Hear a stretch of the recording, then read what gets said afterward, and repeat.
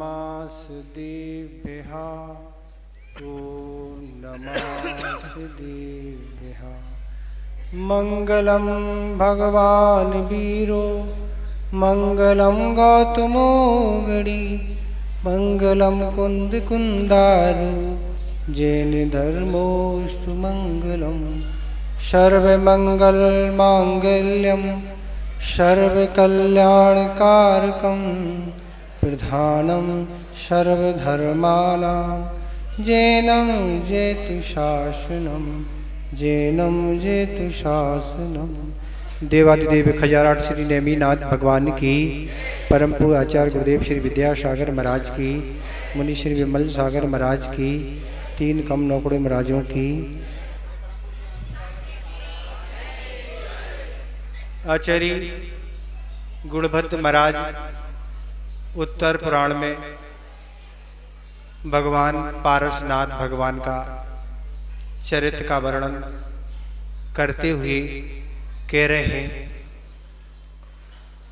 कि धैर्य आदि बड़े बड़े गुणों से यद्यपि सभी तीर्थंकर समान है, कोई में ही नहीं डरते, पर हे भगवान आपकी जो प्रशंसा दुनिया में सर्वत्र फैली है वो ये कमठ के कारण फैली हुई है। ठीक है, महापुरुषों की जो कीर्ति अपकार करने वालों से फैलती है वो उपकार करने वाले से कभी नहीं फैलती है। तो ऐसे पारसनाथ भगवान हैं 24 तीर्थंकरों में कह रहे यद्यपि धैर्य आदि गुणों से सभी तीर्थंकर समान हैं, सब में धैर्य है, अनेक गुण हैं, पर आपकी जो दुनिया में कीर्ति फैली है वो किसके कारण? एक क्षमा किसके प्रति? अपने शत्रु के प्रति क्षमा करने के कारण आपके ही दुनिया में सबसे ज्यादा भक्त हैं। अगर मूर्तियां मिलेंगी तो पारसनाथ की ही सब मिलेंगी, जाप करने वाले मिलेंगे तो सबसे ज्यादा पारसनाथ भगवान के जाप करने वाले, और भी पूजा है, तरह तरह के अनुष्ठान जो कुछ भी है सबसे ज्यादा पारसनाथ भगवान ही। क्यों? क्योंकि हे भगवान जैसा कष्ट संकट आप पर आया था ऐसे ही संकट हम पर आ गया है, तो जैसा आप पर वह संकट दूर हो गया था ऐसी हमारा भी वह संकट दूर हो जाए। ये तो सब भावना कामना करते हैं, पर पारसनाथ भगवान ने कैसी क्षमता रखी, उस क्या है बात को याद नहीं रखते कि एक तरफा बैर चलता रहा। यहाँ पारसनाथ भगवान बनने वाले चूंकि वह मुनि अवस्था में थे वह क्षमा ही करते रहे। पहले तो जब गर्भ में आए थे 6 महीने पहले रत्नों की वर्षा शुरू हो गई, 9 महीने और लगभग क्या 15 महीने ये वर्षा होती रही। वह भी एक पुण्य का उदय था कि 9 महीने बरसे रहे। अब कमठ के द्वारा पत्थर बरसाए जा रहे। क्या हो रहा है? जब रत्न बरसे अब पत्थर बरस रहे, अब अग्नि बरस रही, अब बड़े बड़े ओले बरस रहे, तरह तरह की सारी क्या है तरह तरह से कष्ट पहुंचाया जा रहा है।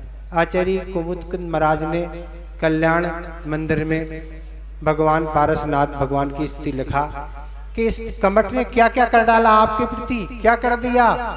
जो भी आपके मित्र थे देवों के वह कमठ के, उनको भी प्रेरित किया कि इनको साधना में बाधा पहुंचाओ, तरह तरह की कष्ट पहुंचाए, पर पारसनाथ भगवान अपनी क्षमता को नहीं छोड़ते हुए अपने लक्ष्य को याद करके उनने मंजिल को प्राप्त कर लिया।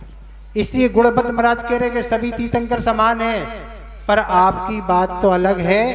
आप तो ऐसे है कि अपने शत्रु को ही क्या कर लिया आपने? सम्यक दर्शन धारण के लिए पात्र बना दिया। आपके चरणों में ही उसको सम्यक दर्शन हो गया। तो तो ऐसे पारसनाथ भगवान हैं जिनकी जो ख्याति प्रसिद्धि है वो एक मित्र के कारण नहीं, एक शत्रु के कारण ही उनके सबसे ज्यादा आज भक्त हैं कि शत्रु के सामने उन्होंने अपनी उस समता को नहीं छोड़ा।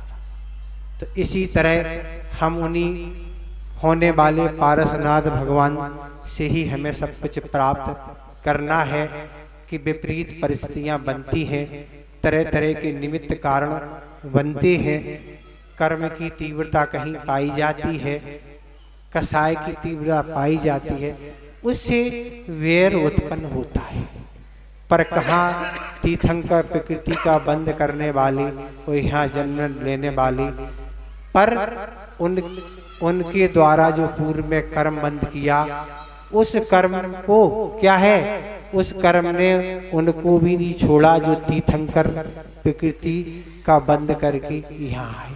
और हम आपकी क्या स्थिति है, हम आपको कौन छोड़ने वाला है? तो आचार्य कहते बैर बहुत बुरा है, एक भाव नहीं अनेक भाव में।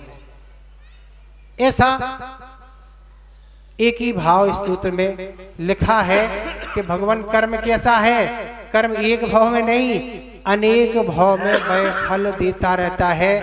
जिस तरह मोबाइल में आप एक बार बैलेंस डलाते हैं पर उपयोग महीने और वर्ष भर करते रहते हैं, इसलिए आचार्य कहते हैं भैया कर्म का बंध एक बार होता है, फल उसका भवों भवों तक मिलता रहता है।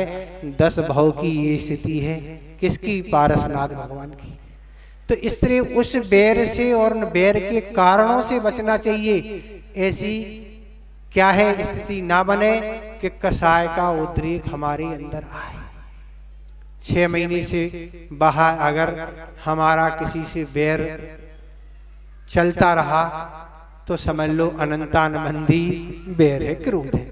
और अनंतानबंदी होते हुए वह सम्यक दृष्टि है ही नहीं। और अगर सम्यक दृष्टि नहीं है तो आप पूजन भी करो, अभिषेक भी करो, आहार दान भी दो, खूब दान सब कुछ करो, पर सम्यक दृष्टि को जो पुण्य का संचय होता है, जो कर्म की नजरा होती है, वो एक मिथ्या दृष्टि को नहीं हो सकती।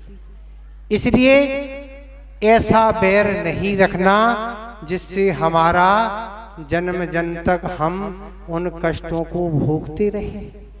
गृहस्थ तो ठीक है, मुनि महाराजों को भी आचार्यों का आदेश है कि जैसे ही सबसे पहले तुम उठते हो सबसे पहले क्षमा मांगो। क्या? सबसे पहले प्रतिगण। जितने बजे 3-4 बजे उठते सबसे पहले क्या है? प्रतिगण। क्या?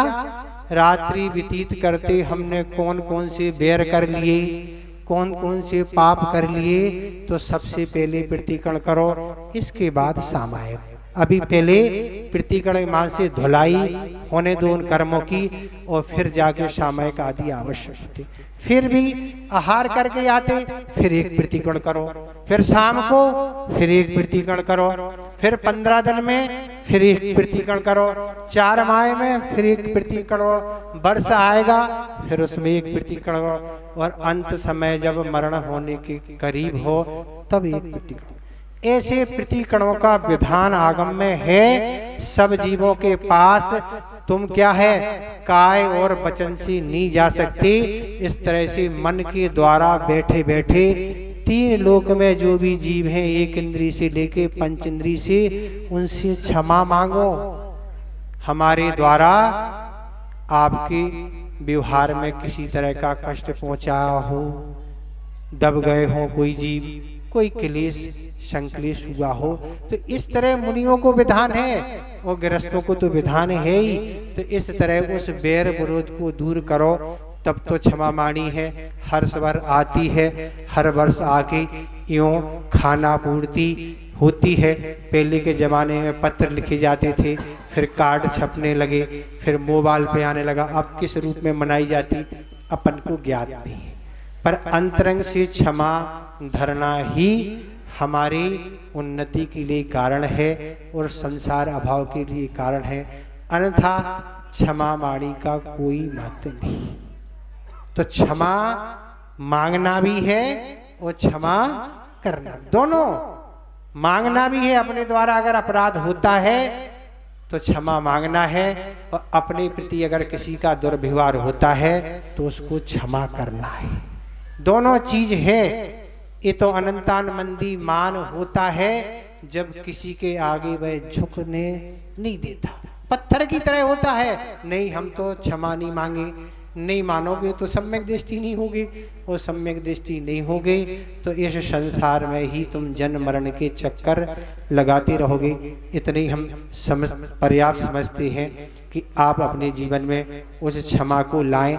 अगर इस संसार की आपको कष्ट से बचना है और अगर यही कष्ट उठाना है, रहना है, तो आराम से अच्छे से लड़ाई झगड़ा करो, और क्या है, तब आपका अच्छे से जोर से बैर बढ़ेगा और जाके नरक आदि दुर्गति में तरह तरह के कष्ट सहना पड़ेंगे। इतने ही पर्याप्त समझते हैं। अहिंसा परमो धर्म की